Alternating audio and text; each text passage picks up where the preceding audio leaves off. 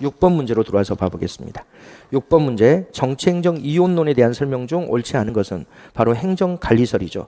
여러분들이 행정관리설은 시험 문제 많이 나옵니다. 그걸 여러분들이 알고 있어야 돼요. 행정관리설이 행정학 성립을 가져왔기 때문에 행정관리설이 시험 문제 많이 나오죠.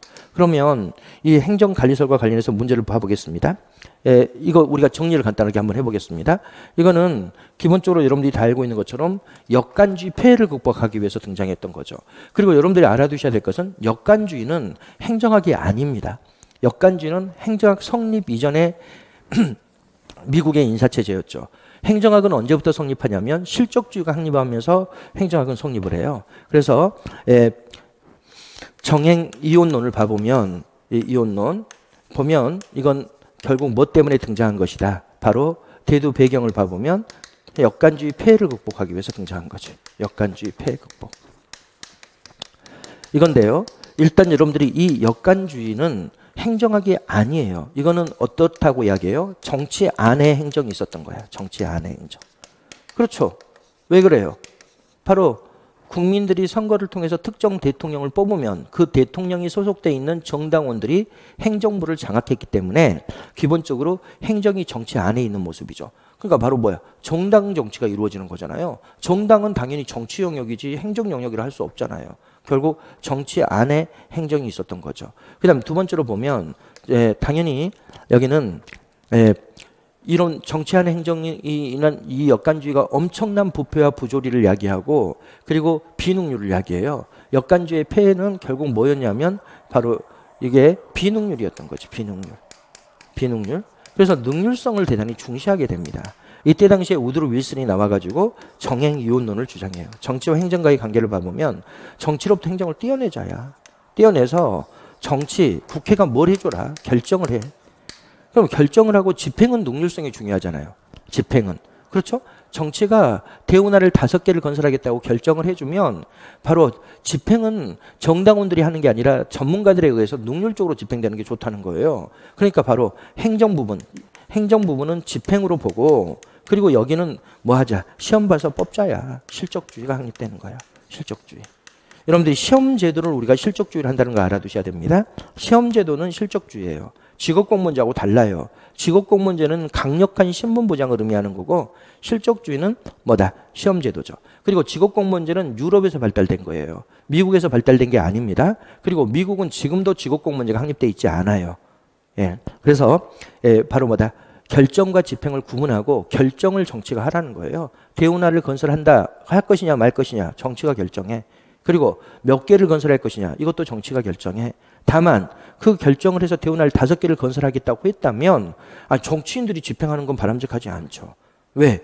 거기는 집행에 대한 전문 지식이 없으니까. 그럼 이제 뭐 하자? 시험 봐서 전문가를 뽑아서 그 전문가들에게 집행을 넘기자. 이게 이제 정치행정 이혼론이죠.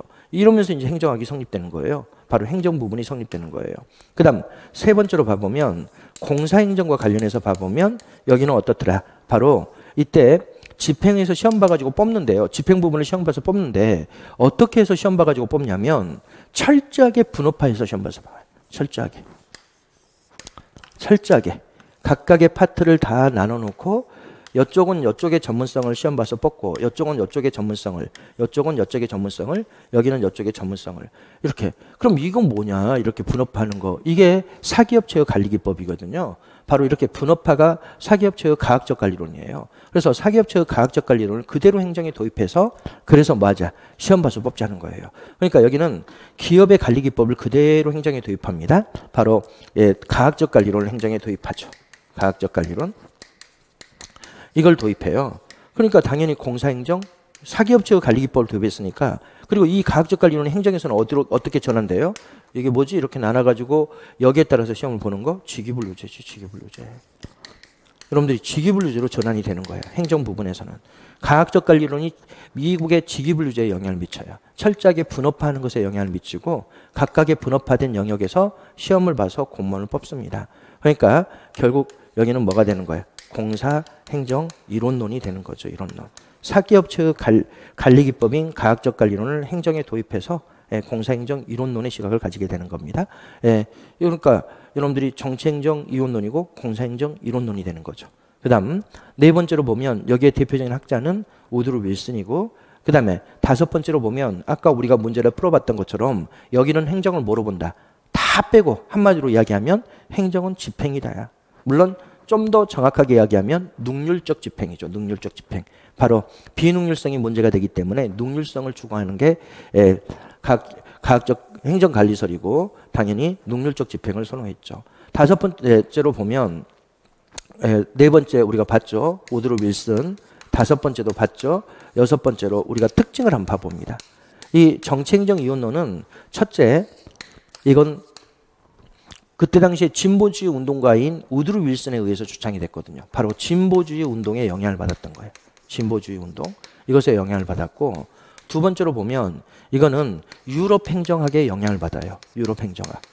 유럽 학문에 영향을 받는데 그게 바로 뭐냐면 영국의 대의제, 그 다음에 독일의 갈료제의 영향을 받은 거야. 영국의 대의제가 뭐예요? 국민은 대표를 선출하고 대표가 정책을 결정한다.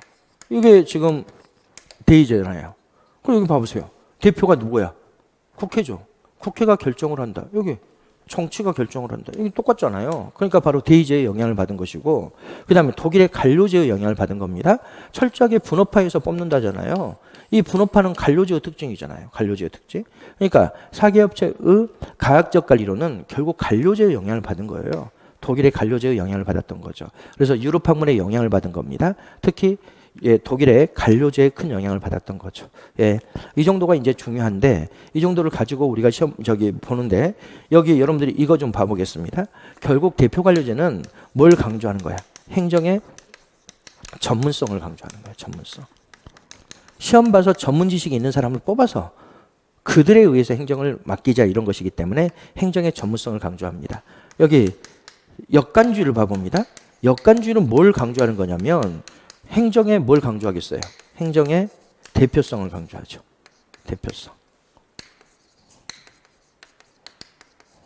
대표성. 대표성은 뭐예요? 선거를 통해서 국민의 의사를 잘 대변하는 것을 강조하는 거라면 바로 실적주의는 바로 행정의 전문성을 강조하는 겁니다. 바로 정치행정이론론은 행정의 전문성 강조에 초점이 있죠. 문제를 우리가 풀어보겠습니다. 행정을 정당 정치에서 분리하여, 그렇죠. 바로 역관주의 폐해가 바로 전당 정치에서 나오는 것이기 때문에 바로 정당원들로 간직을 채용했던 것을 벗어나 전문적이고 과학적인 관리 중심으로 재편하고자 했다. 그렇습니다. 그래서 전문성 중심으로 시험을 봐서 뽑힌 관료들에게 결정권을 넘기려고 했죠. 그리고 과학적 관리론 행정에 도입했기 때문에 과학적인 관리 중심으로 재편했던 거죠. 정치를 주어진 것으로 보고 행정을 단순히 관리 기술적인 과정으로 파악했다. 그렇습니다. 정치는 딱 정해져 있는 거고 여기는 결정을 담당하는 거고, 행정은 뭐다?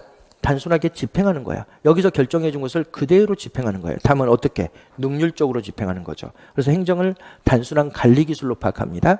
그래서 정치행정 이론론을 우리가 뭐라고도 해요? 이게 이제 행정관리설인데 행정관리설을 우리가 기술적 행정학 이렇게 이야기하는 거예요. 행정을 뭘로 봤다? 단순 기술로 봤다는 거예요. 단순 기술적 과정으로 인식한 거죠. 그래서 단순하죠. 행정이 결정을 하지 않으면 아주 단순한 행정이 되는 겁니다. 행정을 단순히 관리 기술적인 과정으로 파악했죠. 그 다음에 과학적 관리론의 영향을 받아, 맞죠. 사기업체의 과학적 관리론의 영향을 받았고 행정을 비정치적인 관리 현상으로 이해했다. 여러분들이 이 표현을 좀 알아두셔야 돼요. 정치적 현상 또는 정치적 성격이라는 말이 나오잖아요. 이게 뭐지?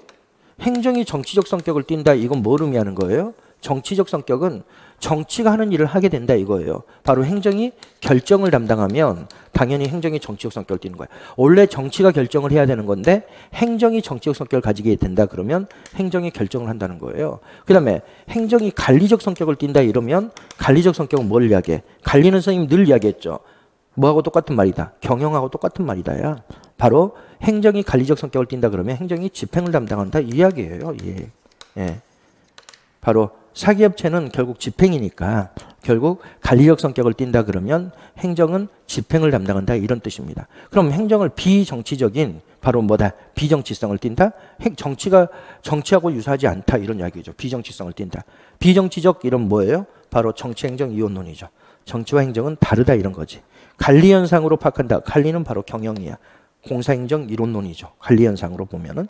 그래서 기본적으로 정치행정 이론론과 공사행정 이론론을 표현해 놓은 단어죠. 바로 비정치적 그러면 정치행정 이론론, 관리현상 그러면 공사행정 이론론이죠. 그래서 행정을 정치가 아닌 관리현상으로 이해했다. 4번 역관주의 폐해를 극복하고 인사제도의 개혁을 가져와. 거기까지 맞죠.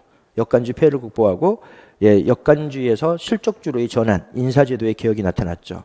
직업공무원제를 확립시켰다. 틀렸죠. 직업공무원제는 미국의 인사제도하고는 전혀 관련이 없어요. 지금도 미국은 직업공무원제가 확립되어 있지 않습니다.